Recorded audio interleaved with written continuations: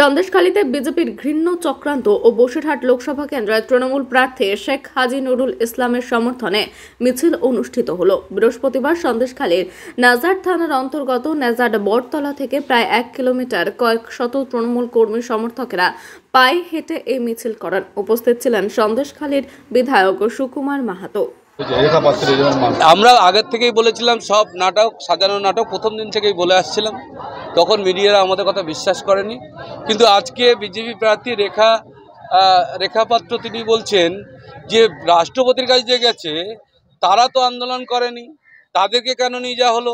তাদেরকে বিজেপির প্রাক্তন যুব মোর্চার সভাপতি মনে হচ্ছে, তিনি 2000 টাকার বিনিময়ে রাষ্ট্রপতির কাছে নিয়ে গেছে, নিয়ে গিয়ে বলেছে যে আমরা লাঞ্ছিত, আমরা ধর্ষিত, আমরা অপমানিত।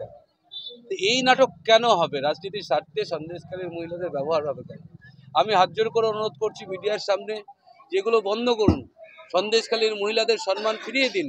সন্দেশখালীর মহিলাদের দিয়ে সারা বাংলার মহিলাদের অপমান করা হলো ভারতবর্ষের বুকে, যে সন্দেশখালীর মহিলাদের তৃণমূলের নেতারা নির্যাতন করেছে।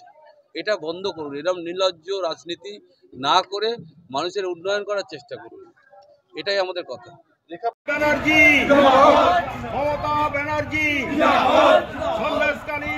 সন্দেশখালীর বিজেপির অপপ্রচারের বিরুদ্ধে তৃণমূল কংগ্রেস লড়বে।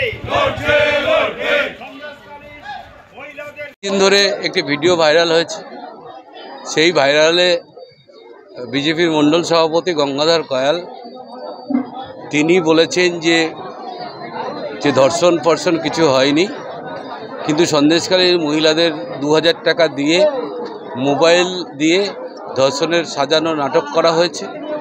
এই তার বিরুদ্ধে সন্দেশখালীর মহিলারা আজকের প্রতিবাদ সভা করছে। বিজেপি দূর হটাও, চক্রান্তকারী বিজেপি জিন্দাবাদ। সন্দেশখালীর মা বোনদের সম্মান নিয়ে বিজেপি যে অপপ্রচার করেছিল, বিজেপির সেই অপপ্রচার রুখতে আমরা লড়ছি, লড়বো।